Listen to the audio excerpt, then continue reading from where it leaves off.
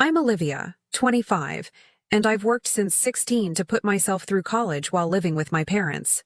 Today's my birthday, and I'm working a double shift at the diner to make ends meet. My phone buzzes with a text from Dad. We sold your car. Family comes first. Be grateful we let you live here. The car I saved for 3 years to buy. With my own money. In my name. What I didn't know then was how this betrayal would change everything. Before I continue my story, let me know where you're watching from, hit that like button, and subscribe if family drama hits close to home. Growing up in the Henderson household meant walking on eggshells around my father, Robert, a man with iron-fisted control over our family finances, schedules, and even our personal possessions. Dad worked as a sales manager at a local furniture store, and his position of authority there seemed to amplify his need to dominate at home. My mother, Diana, a part-time receptionist at a dental office, enabled his behavior with her silence and occasional, "That's just how your father shows," love explanations. Then there was my younger brother Jake, 18 and the golden child of the family. Jake never had to work during high school because he needed to focus on his grades for college. His room was filled with gaming consoles, expensive sneakers, and the latest iPhone, all gifts from my parents who insisted he needed these things to fit in and succeed. I started working at 16 at Mabel's Diner, initially for weekend shifts that turned into nearly full-time hours by my senior year. What began as my attempt to gain some independence quickly became expected income for family expenses. Dad insisted I pay $400 monthly in rent to live in my childhood bedroom while attending community college. "You need to learn responsibility," he'd say while accepting my hard-earned money. Community college wasn't my first choice. I'd been accepted to State University with a partial scholarship, but Dad convinced me it was financially irresponsible to take on student loans. "You're better off staying home, saving money, and helping the family," he insisted. Meanwhile, Jake was encouraged to apply to prestigious private universities across the country. Saving for that car had been my obsession for 3 years. I picked up extra shifts, sold clothes online, and even donated plasma twice monthly. Every dollar went into a savings account I opened at 18. Dad had insisted on being a co-signer, just in case, something I now realize was his first step toward control of my finances. When I finally reached $8,200, I found a reliable used Toyota Corolla with reasonable mileage. The day I drove it home was one of my proudest moments. Dad had accompanied me to make sure you don't get ripped off, but I handled the negotiations myself. The car was titled in my name, though Dad had insisted on keeping a copy of all the paperwork for the family files. This pattern of my parents taking my possessions for the family wasn't new. My high school graduation money from relatives mysteriously became a family vacation fund. My first big bonus check from the diner helped with the water heater replacement. Each time, the message was clear. My achievements and possessions weren't truly mine. I carried complex emotions about my situation. Guilt for wanting independence mixed with resentment at being exploited. Mom would remind me, family sacrifices for each other, whenever I questioned these arrangements. The underlying message, my resistance, meant I didn't love them enough. My 25th birthday had started with modest excitement. I'd planned to treat myself to dinner at my favorite Thai restaurant after my double shift. Amanda, my closest friend at the diner, had promised cupcakes during our break. Small celebrations, but mine. I'd even splurged on a new dress from the clearance rack to wear after work. The only family member who ever truly supported me was Aunt Linda, Dad's sister. Unlike my father, Aunt Linda believed in independence and education. She'd tried to help me financially for university, but Dad had intercepted her offer, calling it interference. Still, she remained my confidant, sending birthday cards with small cash gifts directly to my workplace so they wouldn't be redistributed by my parents. Mom's brother, Uncle Thomas, had also witnessed our family dynamics over the years. A successful accountant who had distanced himself from our household after numerous arguments with Dad about financial matters. Uncle Thomas maintained a polite relationship mainly through holiday gatherings. He'd pulled me aside last Christmas to ask if I needed help setting up independent accounts. "Something about your father's financial discussions doesn't add up," he'd whispered before Dad interrupted our conversation. That birthday morning, I'd left early for my 7 a.m. shift, careful not to wake anyone. Mom had promised a small family dinner that evening, though past birthday celebrations had often been overshadowed by Jake's achievements or Dad's work stress. Still, I'd hoped this year might be different as I locked the front door behind me and walked to my car, parked on the street. The early October air had a crisp bite as I slid behind the wheel, turning the key in the ignition of the vehicle that represented my small piece of independence. I had no idea it would be the last time I would drive it. The lunch rush at Mabel's Diner had finally subsided when I took my break at 2:30. My feet ached from 7 hours of continuous movement, but I had another 5 hours to go on my double shift. Amanda had decorated the break room with a Kopp's single happy birthday balloon and presented me with a chocolate cupcake topped with a sparkler candle. "Make a wish, birthday girl," Amanda said, her blonde ponytail bouncing as she clapped. I closed my eyes, wishing for the courage to eventually move out on my own, then blew out the tiny flame. As Amanda cut the cupcake to share, my phone vibrated in my apron pocket. The text from Dad read, "We sold your car this morning, got $4,000 cash. Family comes first. Be grateful we let you live here." I stared at the screen, certain I'd misread. My fingers trembled as I typed back, "What are you talking about? That's my car. I paid for it." His response came immediately. "Your brother got accepted to Preston University. He starts next semester. Tuition deposit was due." My stomach clenched as another text followed. "Oh, and your brother's starting college. You'll cover his first semester. $5,800 due this week."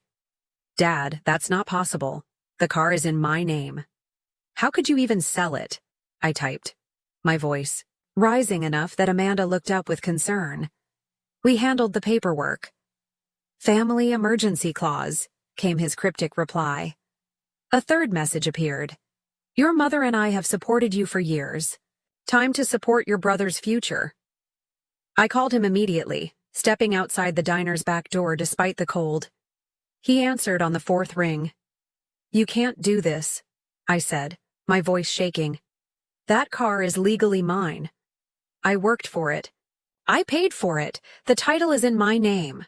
"The title had me as co-signer for emergencies," Dad replied calmly. "And this is an emergency. Jake needs this money for his education. Your car was just sitting there, depreciating. It made financial sense. You sold my car for $4,000? It's worth at least $7,000. I protested, remembering the Blue Book value I'd checked just last month when considering trading up. "The buyer was doing us a favor with cash. No questions asked," Dad replied dismissively. "Besides, you still owe us more for Jake's first semester. Better start picking up extra shifts." "I'm not paying for Jake's college," I finally shouted into the phone. "I've been saving that money for my own tuition to finish my degree." Dad's voice turned cold. "Family comes first, Olivia. Your mother and I sacrificed everything for you kids. Now it's your turn." The call ended abruptly, leaving me gasping in the alley behind the diner. My car, gone. The independence it represented, gone. And now they expected thousands more? I leaned against the brick wall, scenes flashing through my memory. The plasma donation center where the nurses knew me by name. The Saturday double shifts when friends were enjoying weekend trips. The coins I collected in a jar labeled car fund that I'd count obsessively each night. 3 years of sacrifice disappeared in a single morning without my knowledge or consent. When I returned to the break room, Amanda took one look at my face and sat beside me. "What happened?" she asked, pushing a glass of water toward me. Through tears, I explained the situation. Amanda's expression shifted from confusion to outrage. "They can't do that," she exclaimed. "That's theft. Did you call the police?" The thought hadn't even occurred to me. Could I report my own parents? Should I? Would the police even take it seriously?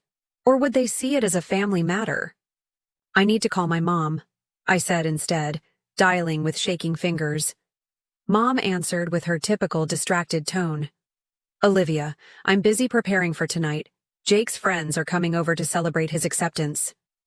Mom, did you know Dad sold my car? I asked directly. A pause. Then, it was necessary, honey.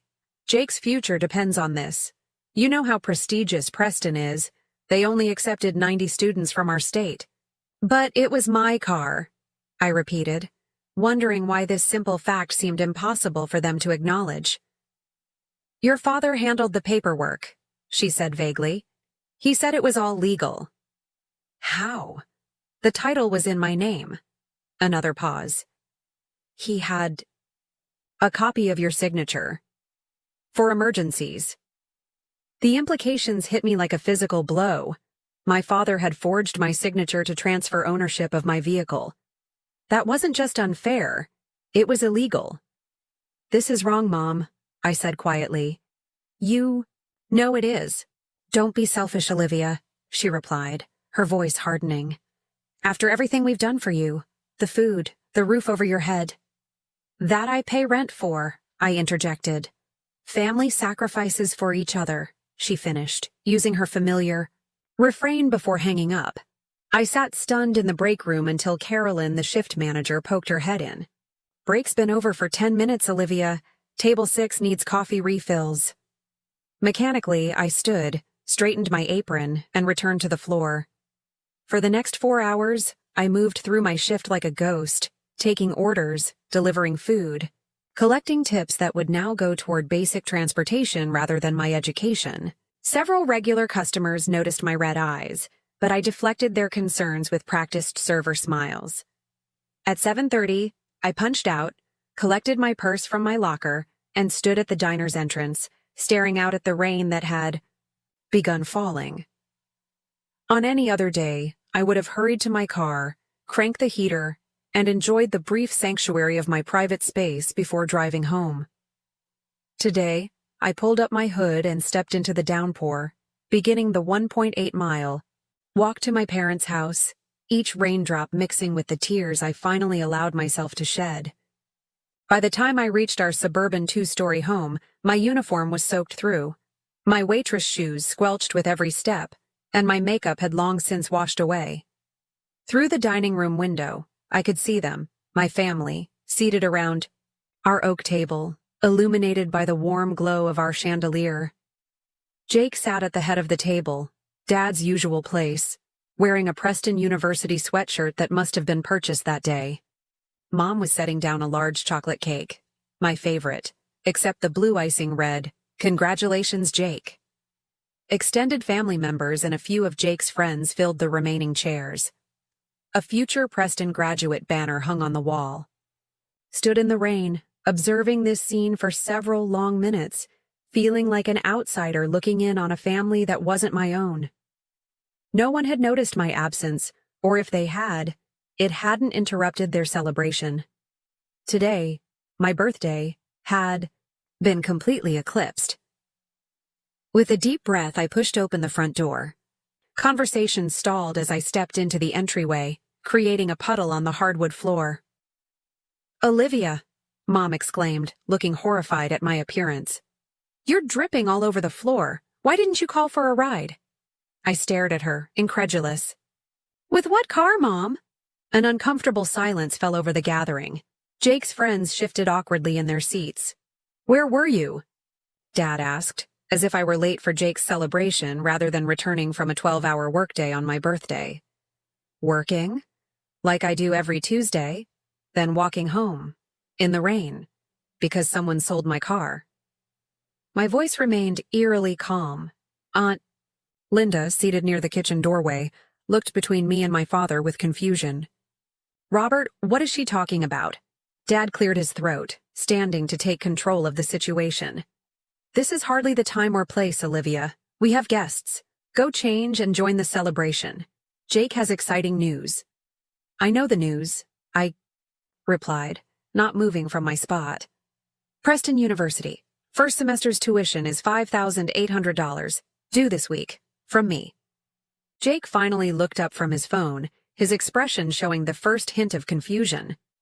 Wait, what? I thought you said the college fund was covering it, Dad.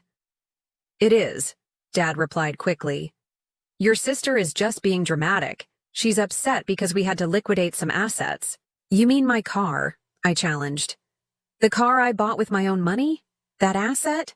Uncle Thomas set down his fork. Robert, did you sell Olivia's car without her permission? It was a family decision, Dad stated firmly. No, I countered. It wasn't. You didn't ask me. You didn't even tell me until after it was done. I don't see what the big deal is, Jake interjected with a shrug. You can just buy another one. You're always working anyway. The casual dismissal of 3 years of sacrifice ignited something in me. I stepped further into the dining room, water dripping from my clothes onto the beige carpet Mom was so proud of. The big deal is that it was mine, legally mine, paid for with my money. Money I earned working 30-hour weeks while going to school full-time. My voice rose with each statement. And Dad forged my signature to sell it. Gasps from several family members followed this accusation. Dad's face reddened. That's a serious allegation, Uncle Thomas said quietly. It's the truth, I replied, looking directly at my father. Mom already confirmed it. All eyes turned to my mother, who suddenly became very interested in rearranging the cake plates. It was an emergency situation, Dad insisted. As Olivia's parents, we have certain rights. Not to my property, I interrupted. I'm 25 years old. Living under our roof, Dad countered. Eating our food. I pay rent, I shouted back. $400 a month to live in my childhood bedroom, plus groceries, plus utilities. Jake looked genuinely surprised by this information. Perhaps he had never questioned where the family money came from or went. And now you expect me to pay nearly $6,000 for Jake's tuition? Money I've been saving to finish my own degree? Dad's expression hardened into one I recognized from childhood. The look that preceded punishment. Your brother has a future ahead of him. Preston will open doors. Your community college classes are just a hobby. The casual cruelty of this statement stunned the room into silence. Even Jake had the decency to look uncomfortable. Robert, Aunt Linda said softly. That's not fair. Life isn't fair, Dad snapped back. Family comes first. Olivia needs to understand her responsibility to this family. I felt something break inside me, not in a destructive way, but as if chains I hadn't fully recognized were finally snapping. I've been responsible to this family since I was 16, I said quietly. I've given you thousands of dollars. I've put my dreams on hold. I've worked jobs you would consider beneath you to contribute to this household. Dad waved dismissively. Everyone works. Everyone contributes. Does Jake? I asked, looking at my brother. Has he ever handed over his paychecks? Does he pay rent? Will he work through college like I do? That's different, Mom interjected. Jake needs to focus on his studies. And I don't? The injustice of it all crystallized in that moment. You've been taking from me for years while giving everything to him. We've given you a home, Dad shouted, his patience finally breaking. Ungrateful after everything we've done. I'm not giving you the money, I stated firmly, surprising even myself with my resolve. Not happening. The dining room went completely silent. Jake's friends stared at their plates. Relatives exchanged uncomfortable glances. Dad rose slowly from his chair, his voice dropping to a dangerous whisper. Then pack your shit. You're dead to me. Mom gasped. Robert. I mean it, he continued, pointing toward the stairs. If you're not willing to support this family, you're no longer part of it. Get your things and get out tonight. In previous confrontations, this would have been the moment I backed down, apologized, agreed to his terms, surrendered my autonomy to maintain peace. The familiar weight of guilt would have settled on my shoulders, and I would have convinced myself that family obligation trumped personal boundaries. Not tonight. Okay, I said simply. Dad blinked, clearly not expecting this response. Okay, what? Okay, I'll pack. I'll leave. I turned toward the stairs, then paused to address the shocked faces around the table. And Jake? Congratulations on Preston. I hope it's worth it. As I climbed the stairs to my bedroom, I heard the confused murmurs erupt below, Mom's plaintive, "Robert, do something," and Dad's dismissive, "She'll calm down and apologize." They didn't know that something fundamental had changed. The daughter, who always gave in, who always sacrificed, who always prioritized family harmony over personal dignity, that person had finally reached her breaking point. In my bedroom, I pulled my larger suitcase from under the bed and began methodically emptying my dresser drawers. The shock of my decision hadn't fully registered yet. Instead, I operated on a strange, calm clarity. The sound of the ongoing celebration drifted upstairs, awkward at first, then resuming as if my departure were merely a momentary disruption rather than a family-altering event. I heard Jake's laugh, followed by Dad's booming voice recounting some Preston University trivia he'd undoubtedly memorized that day. I packed efficiently, selecting clothes appropriate for job interviews and work, leaving behind high school memorabilia and items too bulky to transport. When the first suitcase filled, I retrieved a duffel bag from my closet and continued. My essential documents would be crucial for establishing independence. I opened my desk drawer where I kept my social security card, passport, and birth certificate, only to find it conspicuously empty. A cold realization washed over me. Dad had taken my documents, likely after selling my car, anticipating potential resistance. Without these papers, finding new housing or employment would be significantly more difficult. I took out my phone and texted Aunt Linda. "Can you come upstairs? Need to talk. Privately." While waiting, I continued packing toiletries and electronics. My laptop, thankfully, had always stayed with me at work or school, safe from family redistribution.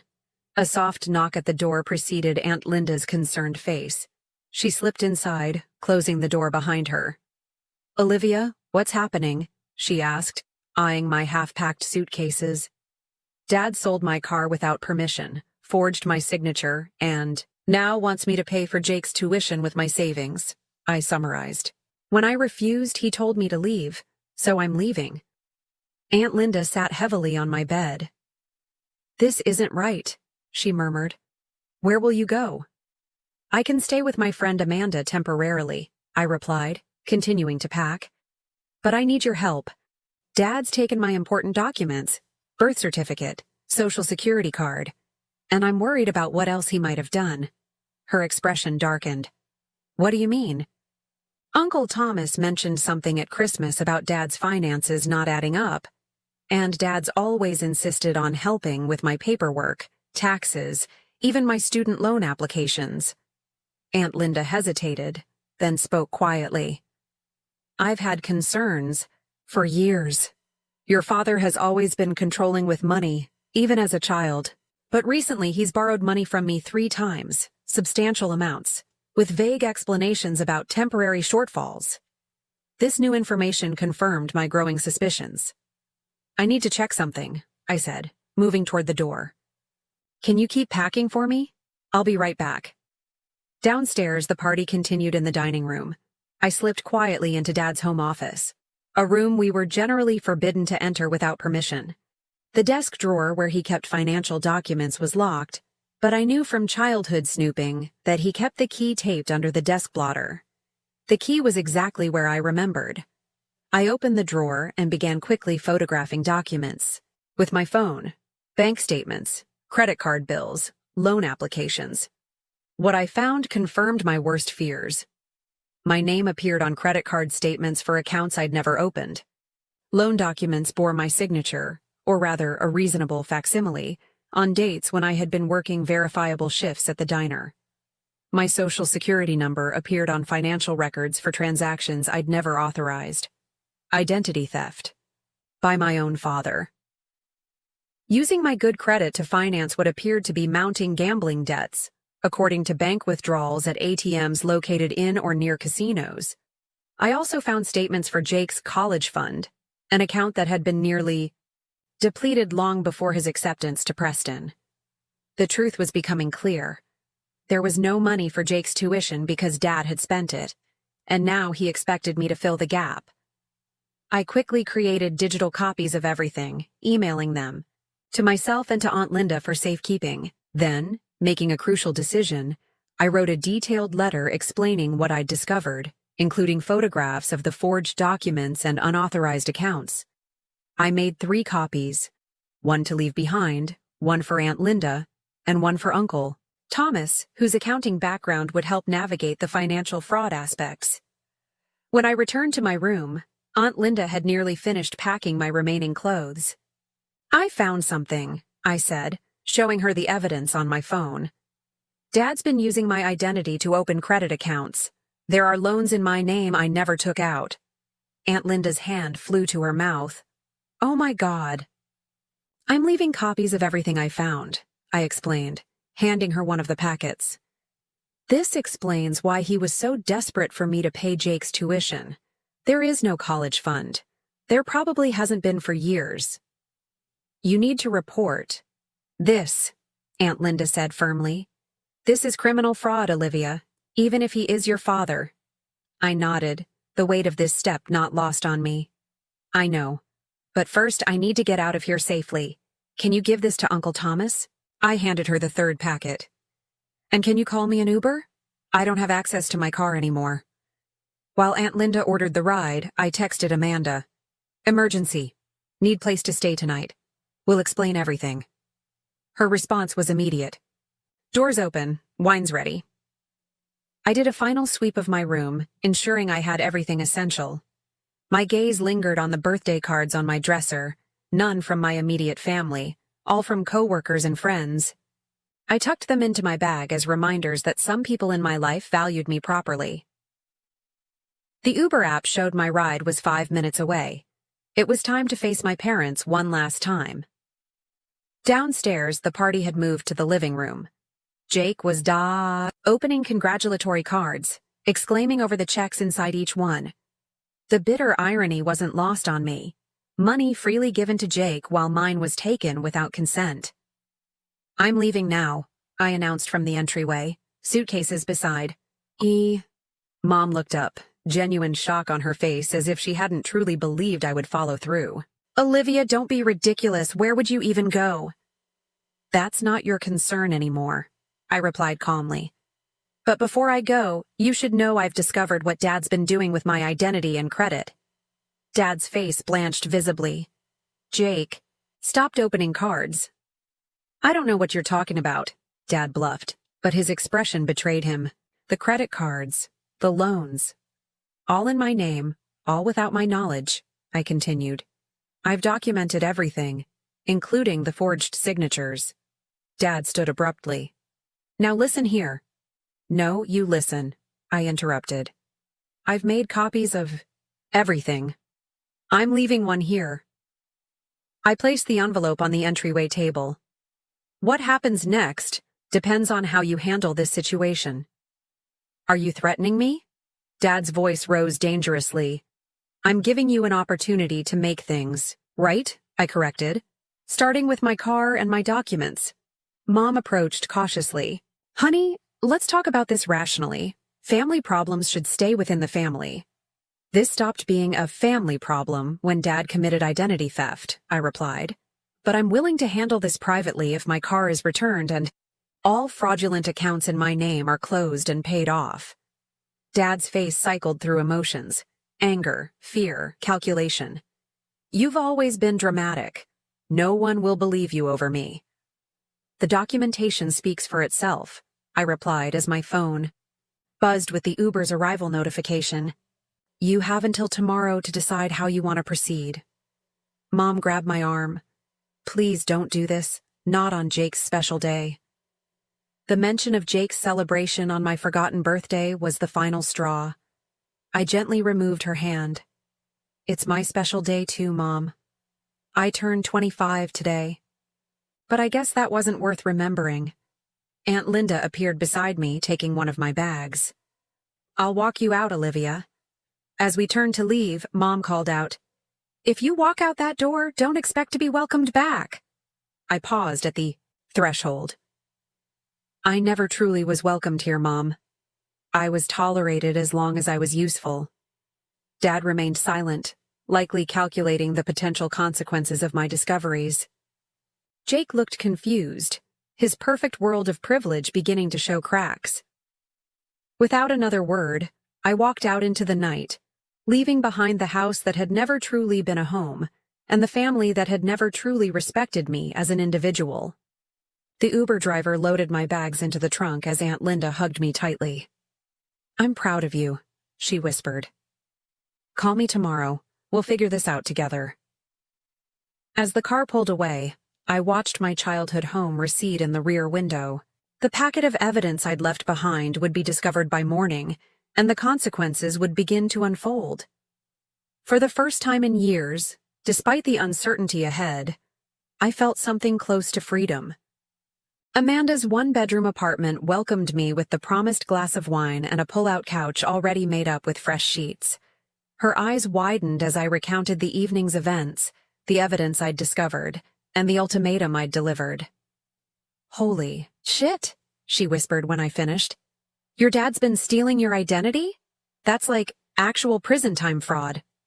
"I know," I replied, the full weight of the situation finally hitting me. The controlled calm that had carried me through the confrontation dissolved, and I broke down in tears. Years of manipulation, gaslighting, and exploitation poured out as Amanda held me, her own righteous anger evident in her tense shoulders. "You did the right thing," she repeated like a mantra. "They left you no choice." Eventually, exhaustion claimed me, and I fell into a dreamless sleep on Amanda's pull-out couch. My phone silenced after a barrage of texts from my mother alternating between guilt trips and pleas to work things out privately. Morning arrived with sunlight filtering through Amanda's thin curtains and the reality of my new situation. I was essentially homeless, with limited savings, thankfully in an account Dad couldn't access, no transportation, and a family crisis unfolding. But for the first time in years, I felt clear-headed about my value and boundaries. My phone showed 17 missed calls, 10 from Mom, 4 from Dad, 2 from Jake, and 1 from Aunt Linda. Numerous text notifications cluttered my screen, but I ignored them all for the moment, needing coffee before facing the fallout. Amanda had left for her morning shift, leaving a note with her spare key and instructions to make yourself at home. I showered, dressed in clean clothes, and finally, steeled myself to check messages. Mom's texts escalated from, "Please call us immediately," to, "How could you do this to your father?" to, "We raised you better than this." Dad's were terse demands to, "Return home immediately to discuss this misunderstanding." Jake's single text read, "WTF is happening?" Dad's freaking out. Aunt Linda's message was different. "Met with Thomas this morning. He's reviewed everything. Call when you're ready. We're with you." I called her immediately. She answered on the first ring. "Are you safe?" she asked without preamble. "Yes, staying with a friend," I assured her. "Have you heard from them this morning?" "Oh yes," she replied grimly.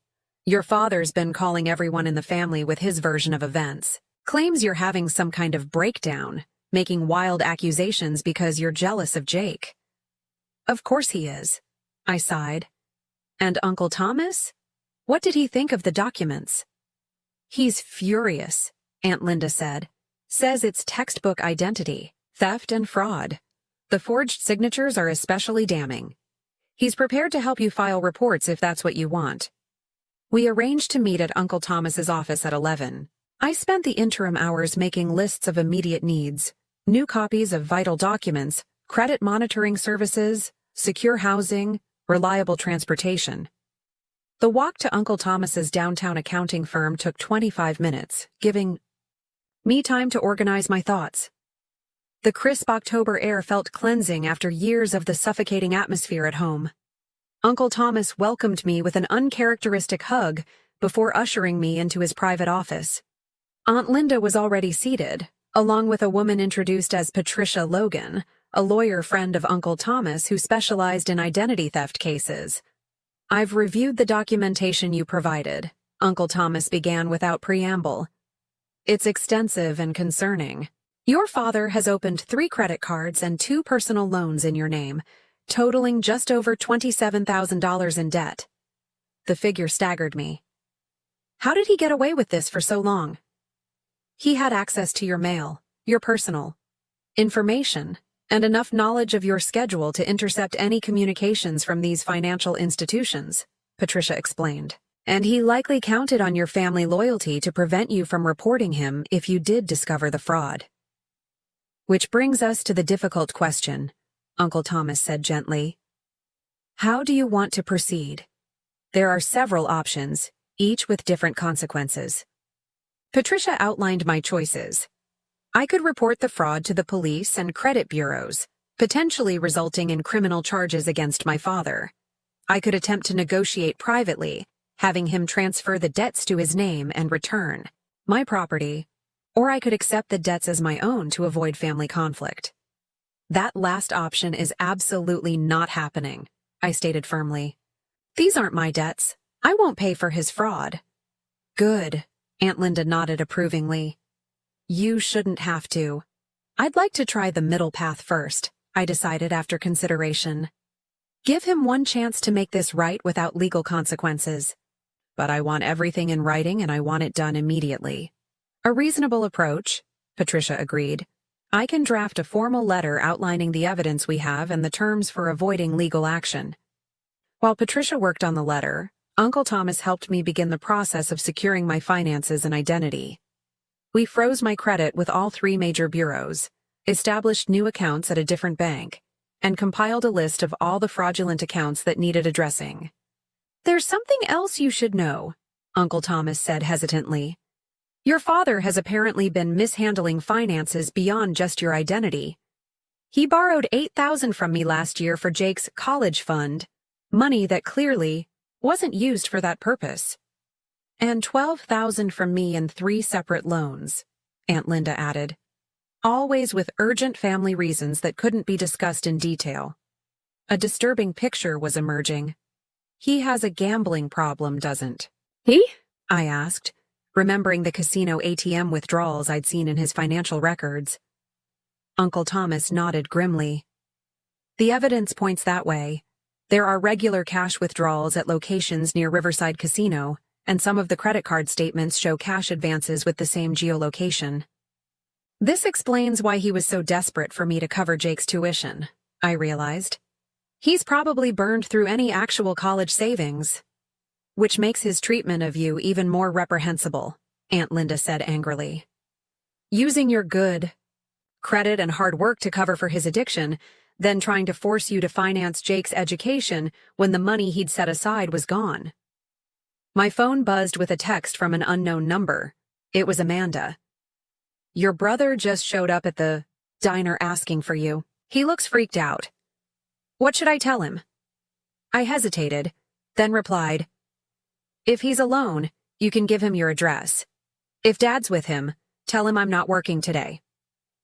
Amanda confirmed Jake was alone, and I informed Aunt Linda and Uncle Thomas that we might have an additional participant in our discussion soon. While we waited, Patricia returned with the drafted letter. It outlined in clinical terms the evidence of identity theft, the specific accounts fraudulently opened in my name, and the terms for avoiding criminal charges: immediate return of my car or its cash equivalent at fair market value, return of all my personal documents, closure and transfer of all fraudulent accounts to my father's name, and a formal acknowledgement of the wrongdoing. "This is excellent," I said after reading it. "Clear and non-negotiable." A knock at the office door interrupted us. Uncle Thomas opened it to reveal Jake, looking disheveled and confused, still wearing his Preston University sweatshirt from the previous night. "What the hell is going on?" he demanded, then noticed the others in the room. "Aunt Linda? Uncle Thomas? Why is everyone acting weird? Dad's having some kind of meltdown." And Mom won't stop crying. Sit down, Jake, I said calmly. There's a lot you don't know about our family finances. Over the next hour, we explained the situation to my brother, showing him the evidence of our father's fraud and gambling. His initial defensiveness, Dad wouldn't do that, gradually gave way to shocked understanding as the documentation made the truth undeniable. So there's no college fund? He finally asked in a small voice. And he sold your car illegally to make the tuition deposit? That's the situation, Uncle Thomas confirmed. Your sister has been subsidizing the family for years while your father mismanaged and gambled away funds. Jake sat quietly, processing. I expected anger, denial, perhaps accusations that I was exaggerating. Instead, he looked up with genuine remorse. I had no idea, he said quietly. All these years I thought, I just assumed. You assumed what you were told, I finished for him. We all did. Dad's very convincing. Jake straightened suddenly. We need to go home. Now. Dad was talking crazy this morning. Something about fixing this before it goes too far. I didn't understand then, but now I'm worried. Patricia handed me the formal letter. If you're going to confront him, take this. And remember, you're negotiating from a position of strength. You have evidence of criminal activity. Aunt Linda insisted on driving us. On the way, Jake filled us in on the chaos that had erupted after I left. Dad went ballistic when he read what you left behind, he explained. Started shredding papers, deleting emails. Mom kept asking what was happening, and he just kept saying he'd handled things the only way he could. This morning he was on the phone with some loan shark-sounding guy, promising payment by tonight. The picture became clearer. Dad's gambling. Debts had likely extended beyond legitimate financial institutions. My departure and evidence had triggered panic. When we arrived at the house, the scene was eerily quiet. Mom answered the door, her eyes red-rimmed and wary. He's in his office, she said without greeting. He hasn't come out since Jake left. Jake and I exchanged concerned glances. Aunt Linda stepped forward. Diana, we need to talk. All of us. Together. Robert has created a serious situation that affects the entire family. Mom's defensive posture crumbled slightly. I don't understand. What's happening? She admitted.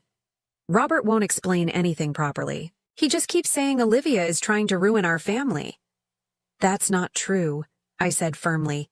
I'm trying to protect myself from fraud he committed against me. There's a difference. We moved into the living room, where I briefly outlined the situation. For Mom, whose expression shifted from skepticism to horror, as Jake and Aunt Linda confirmed the details. I didn't know, she whispered repeatedly. He handles all the finances. He always has. That's part of the problem, Uncle Thomas said gently. Total financial control is a form of abuse, Diana. Dad's office door remained closed despite the voices in the living room. Finally, Jake knocked firmly. Dad, we need to talk, all of us, about everything. Silence. Jake tried the handle. It's locked. A cold dread settled in my stomach. Dad, I called. We have a proposal for handling this situation. More silence. Mom found the spare key, her hands trembling as she handed it to Jake. He unlocked the door to reveal Dad hunched over his desk, frantically shredding documents. It's too late, he said without looking up. You've ruined everything. A week passed in a whirlwind of legal consultations, financial damage control, and family reckonings. I stayed with Amanda, whose tiny apartment became my sanctuary as the situation with my family unfolded in increasingly dramatic fashion. Bye. Morning after our confrontation, Aunt Linda called with a vivid description of the scene at my parents' house. According to her account, the evidence I'd left behind had triggered a complete meltdown. Your aunt was crying in the kitchen when I arrived, she reported. Your uncle was in the driveway screaming into his phone about fiscal responsibility and family betrayal. And your father, this is the part you won't believe, Your father was literally on the front porch begging the neighbors for a loan to cover some urgent debt. The family's financial house of cards had collapsed spectacularly. With my departure and the exposed fraud, Dad could no longer maintain the precarious juggling act of debts, lies, and manipulations. His desperation had reached such a point that he'd abandoned all dignity, approaching neighbors with increasingly implausible stories about temporary financial emergencies. "What about Mom?" I asked. "In shock, I think," Aunt Linda replied. "Keeps saying she had no idea how bad things were. I believe her, actually. Your father kept her as financially ignorant as he could." The full extent of Dad's financial mismanagement became clearer as Uncle Thomas delved deeper into the records I'd photographed. Beyond the identity theft involving my name, Dad had accumulated gambling debts to less than reputable lenders, taken cash advances on maxed-out credit cards to pay other credit cards, and systematically drained not only Jake's college fund, but also his and Mom's retirement accounts. "It's a textbook case of financial addiction," Uncle Thomas explained during one of our daily update calls. He created an unsustainable cycle that required increasingly desperate measures to maintain. The car situation resolved first. After receiving Patricia's formal letter outlining potential criminal charges, Dad provided contact information for the buyer, a poker buddy who'd purchased my Toyota well below market value, knowing something, was suspicious about the transaction. With Uncle Thomas accompanying me as a witness, I confronted the buyer with evidence that the sale was fraudulent. "Look, I don't want legal trouble," the man said, clearly uncomfortable. "How about I return the car to you for what I paid? $4,000 cash. The Blue Book value is $7,200, Uncle Thomas countered firmly. After tense negotiation, we settled on the return of my car plus $2,000 compensation for the inconvenience. Not the full value, but a significant improvement over the complete loss I'd faced a week earlier. My personal documents reappeared on Amanda's doorstep in a manila envelope 3 days after the confrontation, delivered by Jake without comment. My birth certificate, social security card, passport, and even my high school diploma were all included, extracted from wherever Dad had hidden them. The fraudulent accounts proved more complicated. Patricia helped me file formal identity theft reports with each creditor, providing the evidence of forged signatures. Most initially pushed back, requiring police reports before proceeding. "This is where you need to decide how far you're willing to go," Patricia advised during a consultation in her downtown office. "Filing police reports means your father could face criminal charges. Identity theft involving this amount of money could mean jail time." I struggled with this decision, the residual programming of family loyalty battling with the clear need for justice and financial protection. In the end, a development from Jake made the decision for me. My brother appeared at Amanda's apartment unannounced 5 days after the initial confrontation, looking pale and determined. "Dad's been using my identity too," he announced without preamble. I checked my credit report like Uncle Thomas suggested. There are 2 credit cards I never opened. This revelation cemented my resolve. The exploitation hadn't been limited to me. Jake had simply been kept in the dark about his role in Dad's schemes, protected by his golden child status until the financial desperation grew to extreme. Together, we filed the necessary police reports.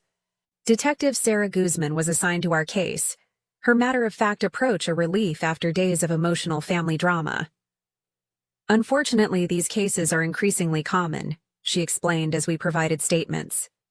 "Family members are the most common perpetrators of identity theft, because they have easy access to personal information and often believe family ties will prevent reporting." With police reports in hand, the credit card companies and lenders began the process of removing the fraudulent accounts from my credit history. The debt wouldn't disappear, Dad would still owe the money, but my name and credit score would be disentangled from his financial misconduct. A week after my departure, Jake called to report that Preston University had rescinded his acceptance.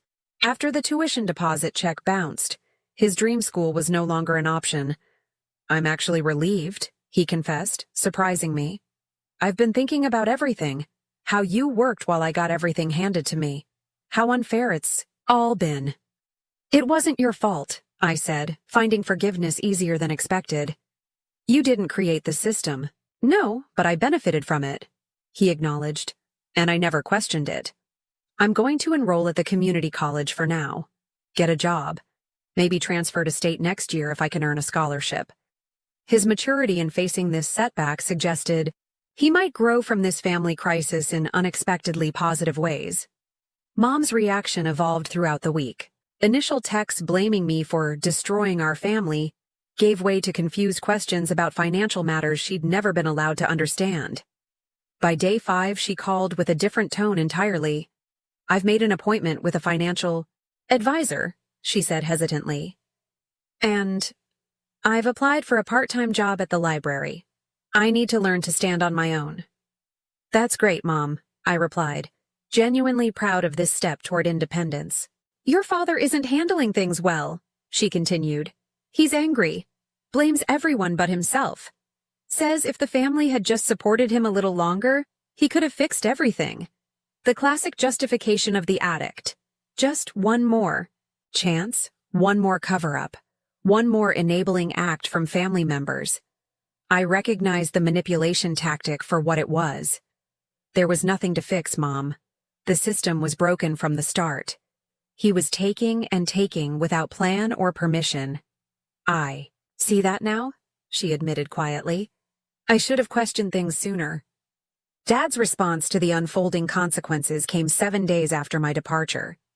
As the police investigation proceeded and creditors began contacting him directly about the fraudulent accounts, his desperate attempts to regain control became increasingly transparent. First came angry texts accusing me of betrayal and ingratitude. When these received no response, he shifted to appeals for family unity and vague promises to make everything right if you'll just call off the investigation. When these two were ignored, he appeared at Amanda's apartment building, demanding to speak with me. Amanda refused him entry, and he eventually left after threatening to tell everyone what you've done. The ultimate attempt at reconciliation came in the form of a rambling email sent to me, Jake, Mom, Aunt Linda, and Uncle Thomas simultaneously. I've only ever tried to provide for this family. Everything I did was for all of you. The gambling was just to try to solve temporary cash flow problems. If everyone had just trusted me a little longer, I could have fixed everything. Now you've destroyed our family over money. Is that really worth it? Olivia, I'm your father. I gave you life. I put a roof over your head. And this is how you repay me? By turning your brother against me? By embarrassing me in front of the neighbors? By involving the police in private family matters? I'm begging you to reconsider this path. We can work this out privately. Family should come first. The manipulation was so transparent now that I could only feel sad at how predictable it was. The man who had controlled our family through financial abuse and emotional manipulation for decades couldn't understand why his tactics were no longer working. I didn't reply. Neither did Jake or Uncle Thomas. Mom sent a brief response. I've consulted with my own lawyer. Please direct future communications through her office. By the end of that first week, I had secured my own apartment with Aunt Linda as guarantor since my credit history was still in recovery.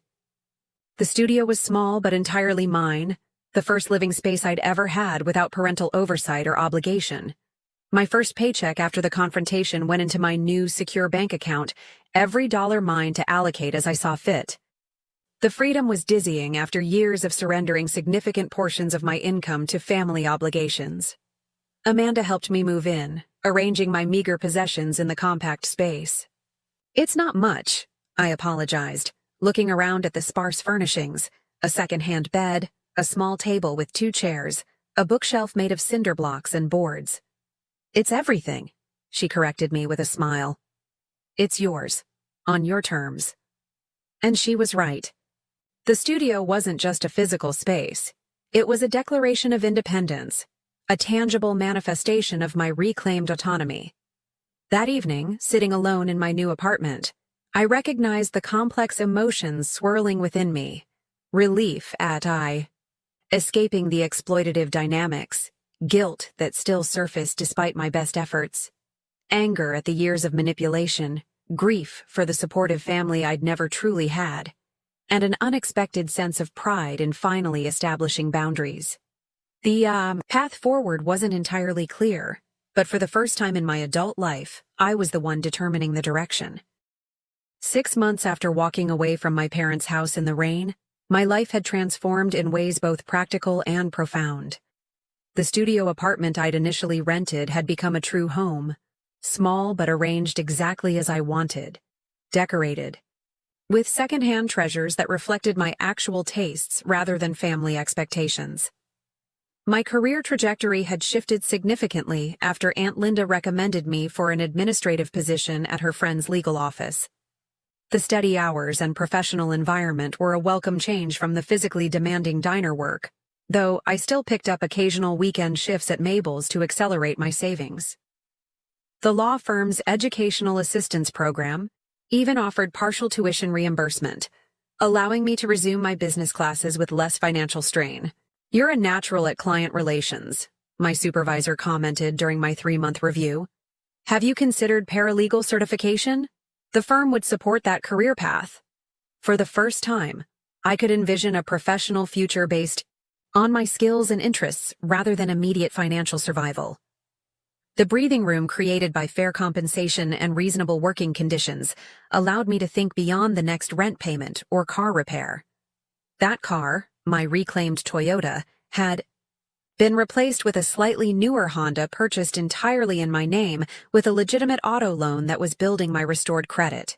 The transaction had been straightforward and transparent, a refreshing contrast to the tangled financial manipulations of my family.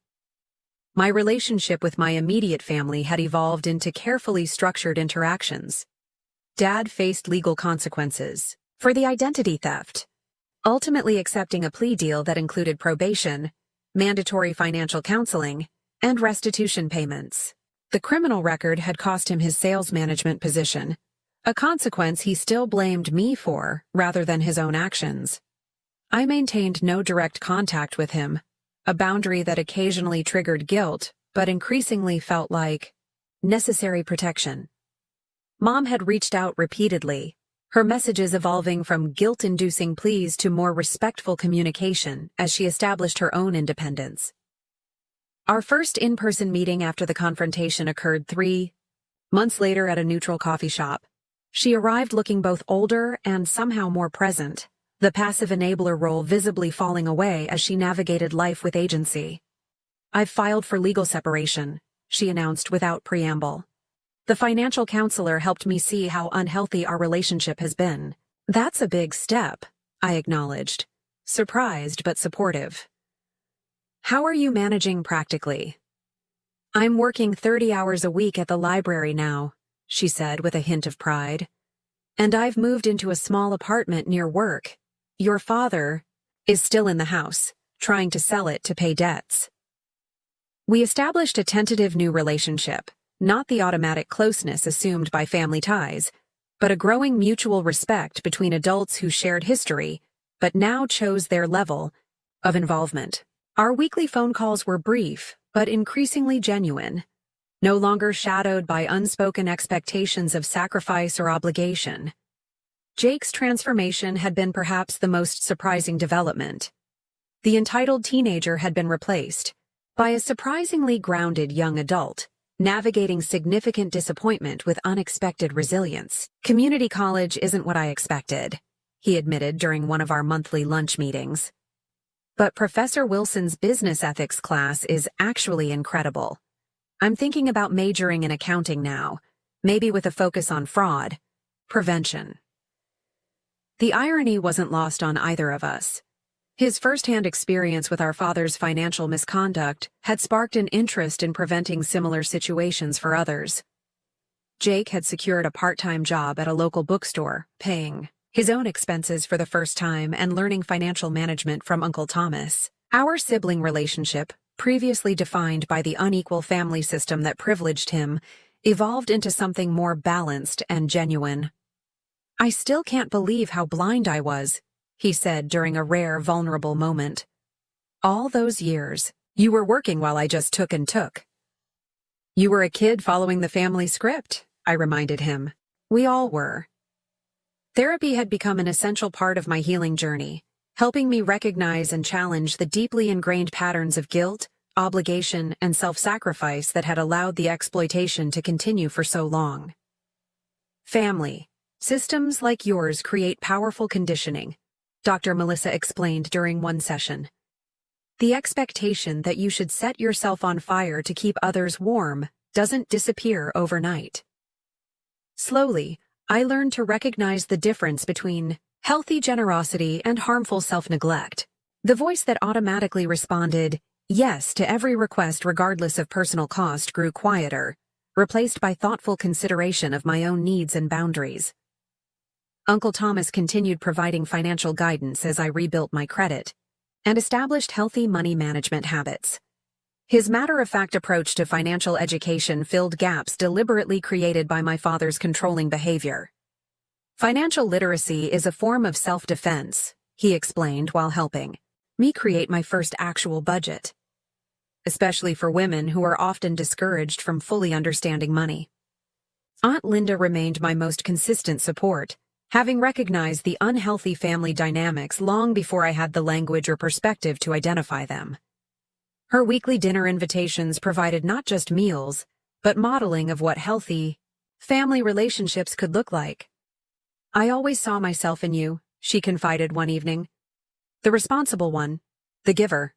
I spent decades trying to earn your father's approval before I realized it was a game designed for me to lose. As my birthday approached again, the 26th that would mark 1 year since the confrontation, I found myself reflecting on the painful but necessary journey of the past 12 months. The celebration I planned bore no resemblance to previous years' forgotten or hijacked occasions. I reserved a private room at my favorite restaurant and invited the people who had supported my transformation: Amanda, Aunt Linda, Uncle Thomas, my therapist, Dr. Melissa, co-workers from both jobs, and even Jake and Mom, with clear communication that this invitation didn't extend to Dad. Surrounded by people who respected my boundaries and celebrated my growth, I recognized how fundamentally my understanding of family had shifted. The automatic obligation based on genetic connection had been replaced by chosen connections based on mutual respect and genuine care. I'd like to make a toast, Aunt Linda said, raising her glass, to Olivia, who had the courage to walk away from what was hurting her and toward what could heal her. The applause and genuine affection in the room represented a form of wealth I hadn't previously recognized. Relationships based on choice rather than obligation, on mutual support rather than one-sided sacrifice. Later that evening, returning to my apartment alone but not lonely, I reflected on the painful lessons of the past year. The journey from exploitation to autonomy had required facing difficult truths, that those who claimed to love me had systematically taken advantage of my sense of duty, that family first had been weaponized to extract compliance, that genuine love doesn't demand constant self-sacrifice. The hardest lesson had been learning that forgiveness didn't necessarily mean reconciliation. I could release the anger and resentment toward my father without inviting further harm into my life. I could acknowledge the complex reality that he had both genuinely loved his children and exploited them to serve his addiction and control needs. The pain hadn't disappeared entirely. There were still moments of grief for the supportive family I'd never truly had, still occasional pangs of programmed guilt when I prioritized my needs. But these reactions no longer controlled my decisions or defined my worth. As I prepared for bed, my phone displayed a text from an unknown number. Happy birthday, Olivia. I hope someday you'll understand everything I did was for this family. Dad. 6 months earlier, this message would have triggered hours of agonizing defensiveness or attempts to explain my perspective.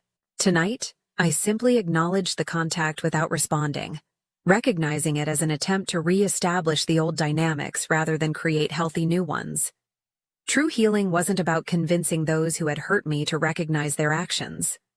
It was about creating a life where their recognition wasn't necessary for my peace.